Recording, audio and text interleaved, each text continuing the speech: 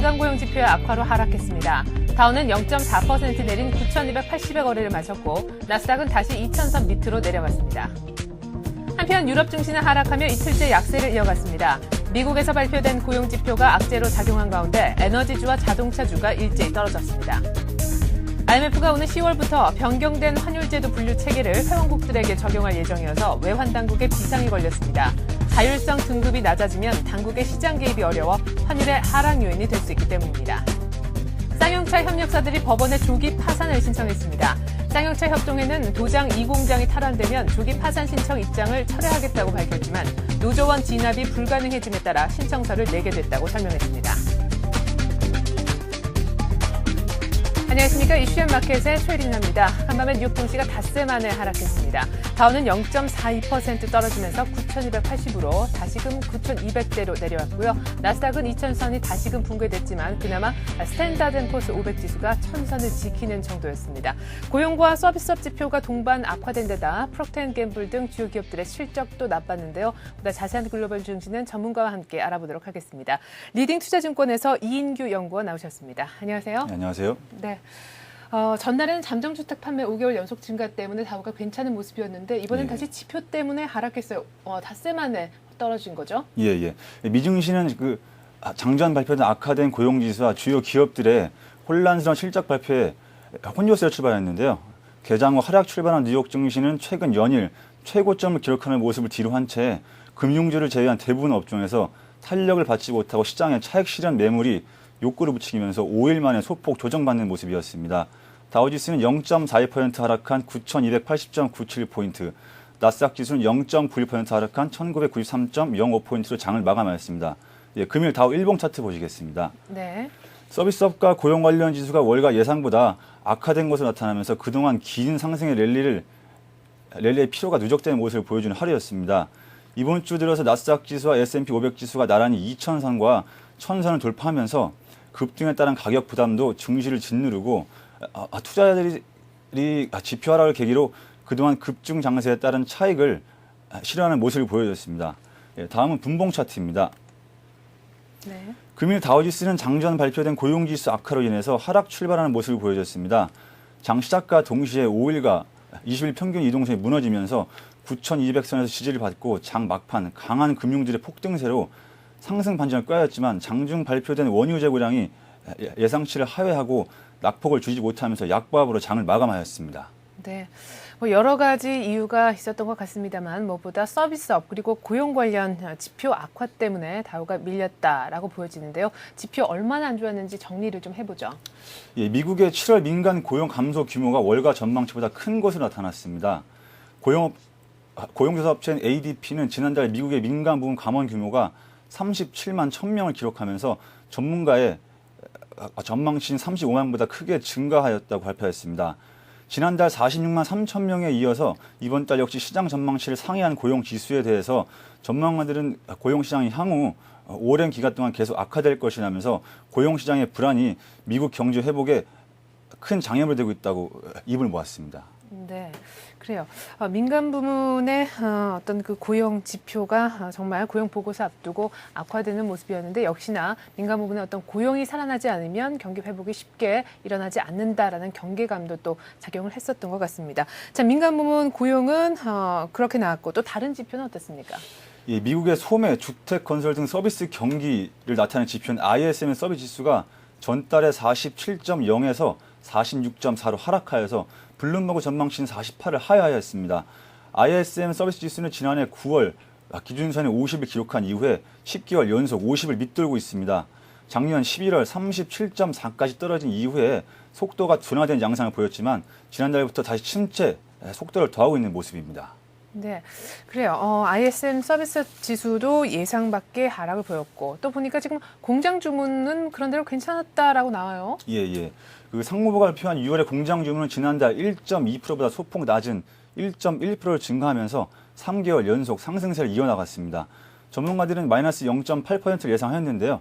기업들의 투자가 살아나고 재고가 감소하면서 해외 주문이 증가함에 따라 공장 주문의 실적이 좋게 나왔습니다. 2.2% 감소한 내구재 주문을 제외한 건설 장비와 비내구재 주문이 각각 11%와 2.7% 증가하는 모습을 보여줬습니다. 네, 그래 호황지를 조금 구분을 해보자면 간밤에 뉴욕 증시에서 고용 지표 그리고 서비스업 관련 지표가 안 좋았던 것은 악재였지만 그나마 공장 주문이 조금 는 것은 호재였고 또 하나의 호재를 꼽자면 금융주의 강세를 꼽을 수 있겠는데 금융주 강세를 비롯해서 이밖에 주요 기업들의 등락도 좀 짚어주시죠. 예. 미국의 지난주 모기지 신청이 4.4% 증가하였는데요. 모기지은행협회는 7월 31일 마감한 지난주 모기지 신청 수가 4.4% 상승한 517.3을 기록했다고 발표하였습니다. 리파이낸싱 지수는 7.2% 상승한 1996.7을 기록하였고요. 구매 지수는 0.9% 상승한 264.4를 기록하였습니다. 사상 최저 수준의 저금리와 주택 압류로 인한 신규 구매가 모기지 신청 지수를 살리고 있다고 지금 보고 있습니다.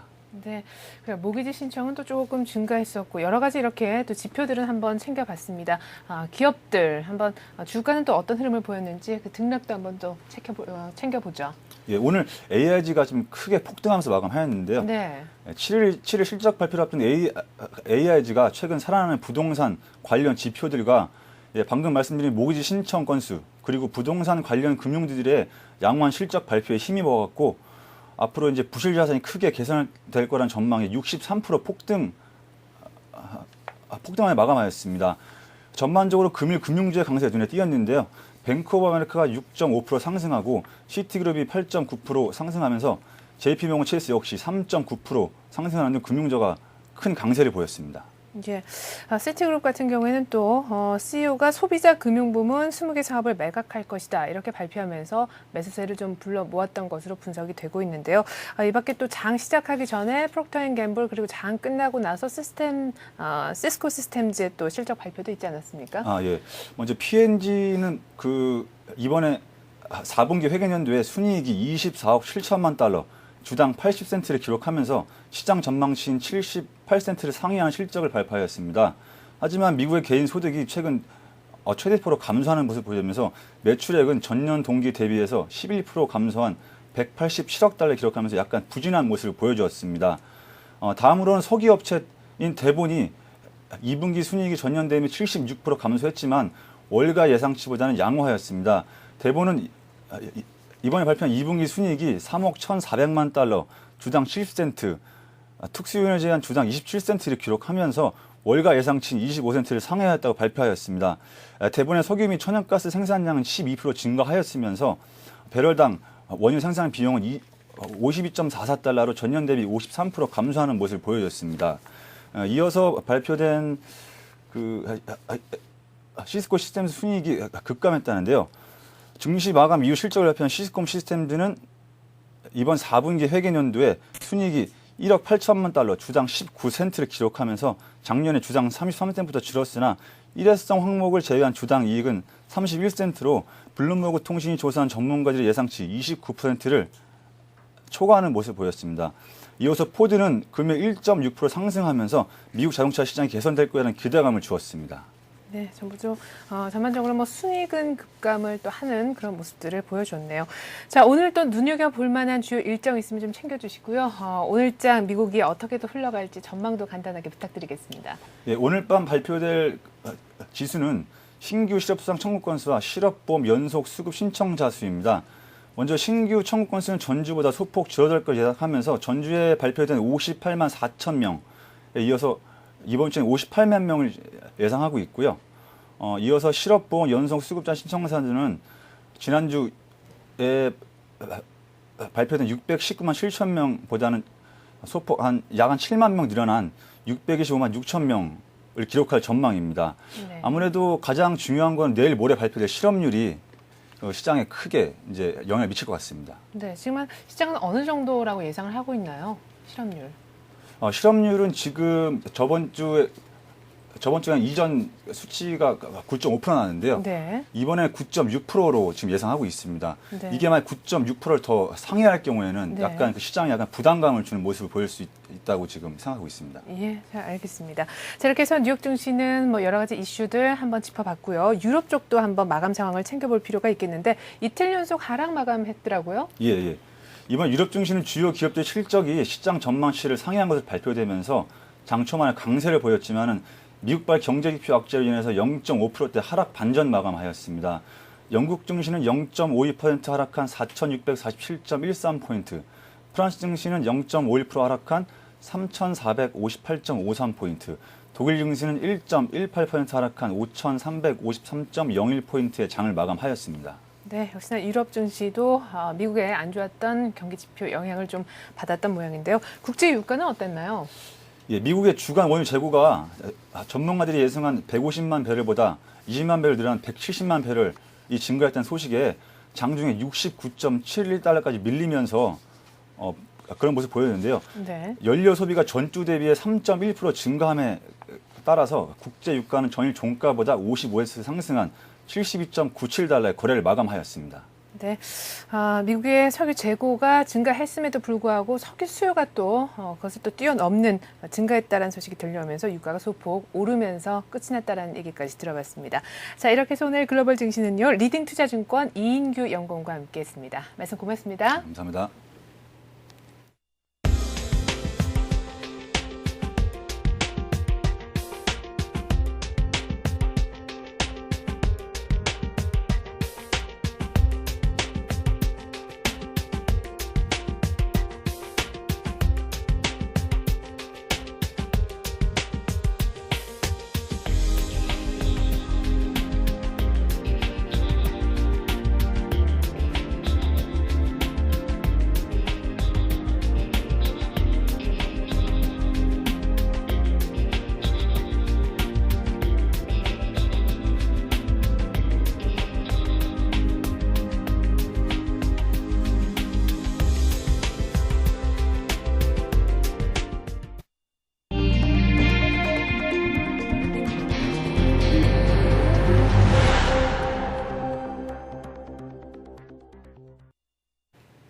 네, 8월 6일 목요일 뉴스 따라잡기 시간입니다. 오늘은 서울경제신문 신경립 기자와 함께하겠습니다. 신 기자, 안녕하세요. 안녕하세요. 네, 쌍용차 채권단 결국 법원에 조기 파산 신청을 어제 했습니다. 한편 경찰 같은 경우는 평택공장 지금 진압작전 이틀째를 맞고 거의 모든 시설물을 지금 장악하다시피 하고 있는데요. 파우로 치닫고 있는 것 같아요. 쌍용차 사태 지금 어디까지 와 있습니까? 네, 이 쌍용차의 600여 개 협력사로 구성된 쌍용차 협동회 채권단이 어제 오후 5시 법률 대리인을 통해서 이 서울중앙지법 파산 4부에 쌍용차의 조기 파산을 촉구하는 신청서를 제출했습니다. 채권단의 허익범 법률 대리인은 신청서를 접수하기 직전 기자회견을 열고 이 74일간의 불법 파업으로 인해서 쌍용차는 더 이상 회생이 불가능한 것 같다면서 조기에 파산시켜서 새로운 쌍용차를 빨리 만들어야 협력업체가 살 수 있다는 채권단의 입장을 전했습니다. 어차피 지금 공장 정상화를 담보할 수는 없는 상황인 만큼 이 쌍용차의 회생 가치가 날로 떨어지고 또 채권단의 손해가 불어나는 상황을 더 이상은 지켜볼 수 없다는 입장입니다. 채권단은 또 쌍용차 노사 양측을 상대로 이 파업 기간 중에 발생한 손실 등에 대해서 100억 원 규모의 손해배상 청구 소장을 접수시켰습니다. 한편 어제 이 쌍용차 평택 공장에서는 경찰의 진압 작전이 이틀째 계속돼서 지금 경찰 측이 도장 2공장을 제외한 모든 시설물을 확보한 상태입니다. 경찰과 사측은 어제 오전 8시부터 공격을 개시해서 차체 2공장과 조립 3, 4공장 그리고 도장 1공장을 확보했는데요. 지금 거의 모든 노조원들이 집결하고 있는 도장 2공장에 대해서는 진입 여건은 갖춰져 있지만 안전을 고려해서 무리한 진압에 나서지는 않겠다는 입장을 밝히고 있습니다. 이 공장 바깥에서는 또 이 사측 직원 2천여 명과 민노총, 한국대학생연합회, 시민단체 등에 소속된 500여 명이 서로 투석전을 펼치면서 격렬한 싸움을 벌이기도 했습니다. 네, 이제 뭐 조기 파산 신청에 들어간 만큼 이제 청산으로 갈 거냐 아니면은 정상화로 갈 수 있을 것이냐 이 쌍용차가 운명의 갈림길에 서게 됐는데요. 뭐 앞날을 누가 쉽게 예측할 수 있겠습니까만은 앞으로 뭐 여러 가지 시나리오가 있을 것 같아요. 네, 이 쌍용차의 경우는 지금 이해관계자들의 입장이 서로 너무 다른데다가 공장이 언제 재가동되느냐에 따라서도 사태 추이가 많이 달라질 수가 있습니다. 예. 때문에 이 법원이 최종 결정을 내릴 때까지는 상당한 진통이 예상되고 있습니다. 이 표를 보면서 말씀드리겠는데요. 네. 우선 앞서 이 시간에서도 전해드렸지만 이 협력사들은 쌍용차를 빨리 파산시키고 새 법인 설립 절차를 밟아서 굿상용을 만들려는 의도를 갖고 있습니다. 이들이 제출한 파산 요구서도 이 법원이 최대한 신속하게 쌍용차에 대한 파산 결정을 내리고 제3자 매각이나 인수합병을 통해서 굿상용을 만들어달라는 조건부 신청이었습니다. 이번 조기 파산 신청이 법적 구속력을 갖는 것은 아니지만 협력업체들이 쌍용차 파산을 촉구하고 직접 나섰다는 점에서는 법원 결정에 적잖은 영향을 미칠 것으로 지금 예상이 됩니다. 다만 지금 현실적으로 쌍용차를 인수할 만한 업체가 없기 때문에 은행권의 주장대로 경매 절차를 밟아서 이 자산을 분리 매각하고 결과적으로 쌍용차가 공중 분해될 가능성은 여전히 높은 것으로 관측되고 있습니다. 물론 이 사측이 바라는 대로 지금 공장이 조만간 재가동되면서 은행권의 자금 수혈이 이루어질 가능성도 배제할 수는 없습니다. 이 경우 이 법원이 회생 계획안을 받아들일 경우 경영 정상화도 지금 아직 물 건너간 얘기라고는 할 수가 없겠습니다. 협력업체들도 지금 빠른 시일 내에 점거 파업이 마무리가 된다면 공장 정상화에 적극 협력하겠다는 입장을 밝히고 있습니다. 네, 협력사는 3자 매각을, 은행은 경매 절차도 받기를 원하고 회사 측은 정상화되기를 바라는 각각의 입장이 지금 상이하게 다른 상황인데요. 어쨌거나 이제 쌍용차 운명은 법원의 손으로 넘어간 거 아니겠습니까? 그렇습니다. 법원은 어떤 입장인가요? 예, 어제 이 채권단이 파산 신청서를 제출은 했지만 사실 법적으로 이 회생 절차 기간에는 조기 파산 신청이 금지되어 있습니다. 예. 이 때문에 법원도 오는 9월 15일 쌍용차의 회생 계획안이 제출되기까지는 일단 기다리겠다는 기본 원칙을 고수하면서 상당히 신중한 입장을 보이고 있습니다. 네. 이 9월 15일에 쌍용차 회생안이 제출되면 법원은 한 달 이내에 2차 관계인 집회를 열어서 법정관리인이 제시한 계획안을 수용할지 여부를 찬반 투표를 통해서 결정하게 되는데요. 이 회생안이 통과되려면 담보 채권자의 경우는 채권 비율의 4분의 3 이상, 그리고 무담보 채권자의 경우는 3분의 2 이상이 동의를 해야 됩니다. 근데 지금 무담보 채권 비율의 90% 이상을 보유하고 있는 협동회가 이미 조기 파산을 신청한 상태이기 때문에 이들이 회생안에 동의하지 않아서 쌍용차가 파산하게 될 가능성은 상당히 높은 것이 사실입니다. 게다가 공권력 투입에 의한 노조의 강제 해산마저 만약에 실패로 끝날 경우에는 법원도 이 회생을 유도할 만한 명분을 잃게 되기 때문에 결국 파산 결정을 내릴 수밖에 없을 것이라는 관측이 제기가 됩니다. 다만 방금 말씀드렸듯이 법원에서는 일단 회생 계획안을 받아본 다음에 법적 절차를 밟아서 결정을 내리겠다는 입장이고요. 앞으로 쌍용차 사태가 더 악화되더라도 법원이 직권으로 쌍용차에 대한 파산 결정을 내리지는 않겠다는 방침을 밝히고 있습니다. 예. 이번엔 좀 더 가벼운 소식 한번 전해드리도록 하겠습니다. 운전하기가 조금 짜증난다 했었던 서울시의 도로교통난 해소를 위해서 서울시가 야심차게 지하에 거대한 도로를 만들 계획을 세우고 있다고 합니다. 서울시 계획부터 먼저 간단하게 소개해 주시죠. 네, 이 서울시가 추진하는 지하 도로망은 동서와 남북 각 3개 축 6개 노선으로 길이가 총 149km에 달합니다. 서울을 남북과 동서의 격자 형태로 가로지르는 지하 한 40에서 60m 깊이의 도로망을 만들겠다는 것인데요. 네. 이번 사업에는 총 11조 2천억 원 정도가 투입될 것으로 지금 시는 내다보고 있습니다. 재정이 투입되는 것은 남북 3개 축으로 오는 2017년까지 무료 도로로 건설이 될 예정이고요. 나머지는 민간 자본 유치를 통해서 단계적으로 추진한다는 방침입니다. 구체적으로 보시면 남북 1축은 시흥에서 도심을 지나서 은평까지 24.5km, 2축은 양재에서 한남, 도봉까지 이어지는 26.3km, 그리고 3축은 세곡에서 성수, 상계를 잇는 2.8km가 됩니다. 또 동서 방향으로는 1축이 상암에서 도심을 거쳐 중랑에 이르는 22.3km, 2축은 신월에서 도심, 강동을 가로지르는 22.3km, 그리고 3축은 강서에서 서초, 방위까지 총 30.5km의 노선이 될 예정입니다. 시는 또 이 지상 도로를 줄여서 생기는 공간에는 여의도 면적의 20%에 달하는 녹지를 조성하고 492km에 달하는 자전거 전용 도로를 만들겠다는 예정입니다. 예. 이렇게 지하 도로망이 완성되면 지금보다 이 지상의 교통량은 21%가량 줄어들 것으로 지금 분석이 됩니다. 또 시내 지상도로 통행 속도는 시간당 지금 24.2km인데요. 이후에는 32.6km로 8.4km 정도 빨라질 것으로 분석이 됩니다. 이렇게 되면 서울시청에서 인천공항까지 걸리는 시간이 지금 80분에서 42분으로 줄어들고요. 양재에서 도심까지 오는데도 39분에서 13분으로 시간이 약 3분의 1로 단축될 예정입니다. 이에 따라서 서울 시내 전역을 30분대에 이동할 수 있게 된다는 것이 서울시의 전망인데요. 또 이 교통 혼잡과 대기오염 완화 완화 등으로 인한 경제적인 효과는 연간 2조 4,430억에 달한다고 서울시는 분석하고 있습니다. 네, 지하도로에서 썬루프 달고 썬루프를 열고 좀 달리기는 어려워 보이는데 어쨌거나 교통 상황은 훨씬 좋아질 것 같아요. 근데 네. 안전성 등의 문제는 없겠습니까? 네, 그렇습니다. 이 서울시를 교통지역에서 벗어나게 하기 위한 이 일명 지하도로 대동맥 계획이 상당히 좀 거창한 건 사실인데요. 문제는 안전대책 수립과 또 11조 2천억이라는 막대한 재원 확보 방안입니다. 네. 우선 안전성에 대해서는 이 지하 공간이 화재나 지진 등의 이 재난재해가 발생하면 뭐 대형 참사로 이어질 수가 있기 때문에 상당히 각별한 대책이 지금 필요시되고 있습니다. 네. 이에 대해서 서울시는 지하도로를 복층 구조로 만들고 또 대피소를 적절하게 갖추겠다는 계획을 내놓고 있지만 워낙 규모가 큰 공사가 될 것이기 때문에 방제 대책을 세우기도 쉽지는 않을 전망입니다. 또 재원도 문제인데요. 정부가 지금 남북 3축을 제외하면 나머지는 민간 자본을 끌어들이겠다는 방침을 내놓고 있지만 이 노선별로 최소 1조 7천억에서 최대 2조 원이 드는 사업인 만큼 민간 기업이 선뜻 나서기는 또 쉽지가 않을 전망입니다.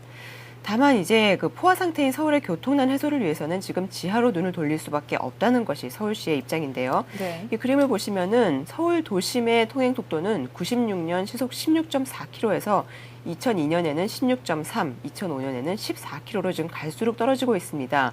또 그에 따른 혼잡 비용은 96년에 3조 6천억에서 2002년에는 5조 3천억, 그리고 2005년에는 6조 원으로 해마다 5%씩 늘어나는 추세입니다.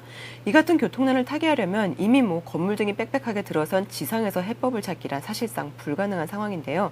네. 용지 공간을 확보하고 또 막대한 토지 보상비 지급을 피하려면 지하 공간에서 활로를 찾아 지상은 대중교통과 보행으로 그리고 지하는 일반 교통 중심의 공간으로 재조성해야 된다는 것이 지금 서울시의 구상입니다. 예, 그렇다고는 하지만 지금 이 교통정체 해소와 대기질 개선 그리고 녹지 공간 확보라는 여러 마리 토끼를 한꺼번에 잡겠다는 서울시의 구상이 실현되기까지는 상당히 적지 않은 난관이 예상되는 것이 사실입니다. 네, 또 한강에 수상 택시를 만들더니 이번에는 지하 쪽으로 또 도로 쪽에 있는 수요들을 조금 바꿔서 턴을 할 생각을 서울시가 갖고 있는 것 같습니다. 자, 그리고 한동안 자금 풀기에 바빴던 금융권이요. 가계 대출 줄이는 데 이어서 중소기업 대출도 줄이기에 나섰다라고 합니다. 현재 지금 중기대출 현황부터 한번 짚어볼까요? 네, 국민은행하고 우리은행, 신한, 하나은행 등 4대 주요 시중은행들을 중심으로 집계를 해봤는데 중소기업 대출 증가세가 지난 2분기부터 점점 둔화되고 있습니다. 일부 은행에서는 6월에서 7월 그 중소기업 대출 잔액이 전달보다 감소했고 대출 심사도 앞으로 강화할 방침이라고 하는데요. 금융권 부실화를 위해서 최근 정부가 은행들의 여신건전성 관리에 나선 결과입니다.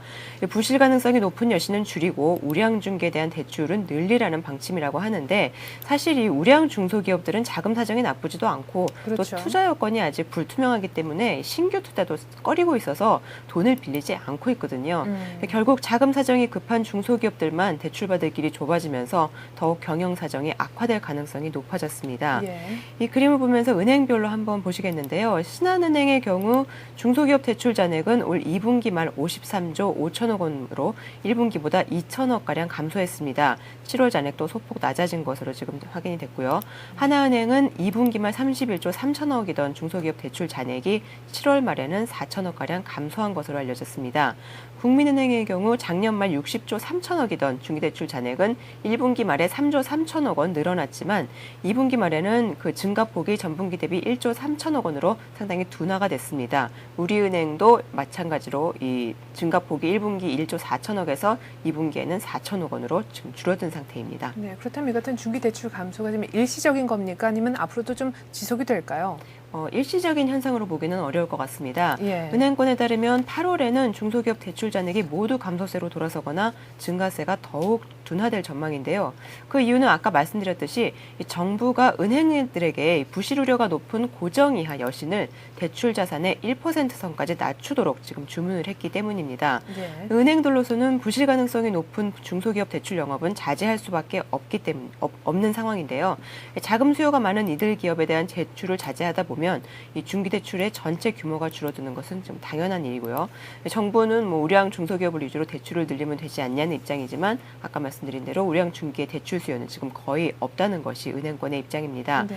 게다가 시중은행들이 올 상반기에 정부로부터 자금 지원을 받는 대가로 할당받았던 중소기업 대출 목표치를 대부분 달성했다는 것도 앞으로의 중기 대출을 줄이게 되는 요인으로 꼽힙니다. 국민은행의 경우 지금 정부와의 MOU를 통해서 할당받은 연간 목표액의 125%를 달성한 상태고요. 하나은행도 90% 선까지 지금 할당액을 채운 상태입니다. 이런 가운데 지금 일부 은행들은 대출을 준 중소기업 고객 가운데 신용등급이나 경영실적이 부진한 기업들에 대한 여신심사 강화 움직임까지 보이고 있어서 탄탄한 우량중기가 아니라면 앞으로 중소기업이 은행 돈 빌리기는 상당히 팍팍해질 것으로 보입니다. 네, 잘 들었습니다. 이렇게 해서 오늘 뉴스 따라잡기 시간은 신경립 기자와 함께했습니다. 신 기자 말씀 고맙습니다.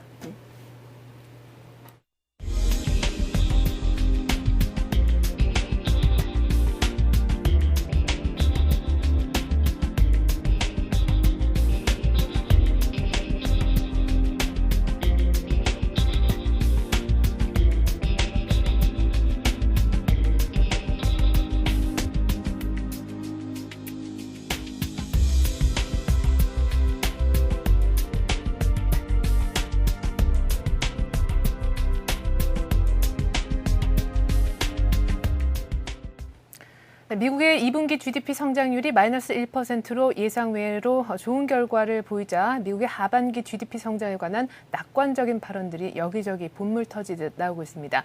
이런 가운데 월스트리트저널은요, 이렇게 GDP가 상향 조정된다고 해도 실업률을 근본적으로 낮추긴 어려울 것이다라고 우려의 목소리를 냈는데요. 관련해서 역시나 이번 주 미국 시간으로 금요일 밤 고용보고서 발표를 앞두고 민간 고용 지표가 악화되는 모습을 보였습니다.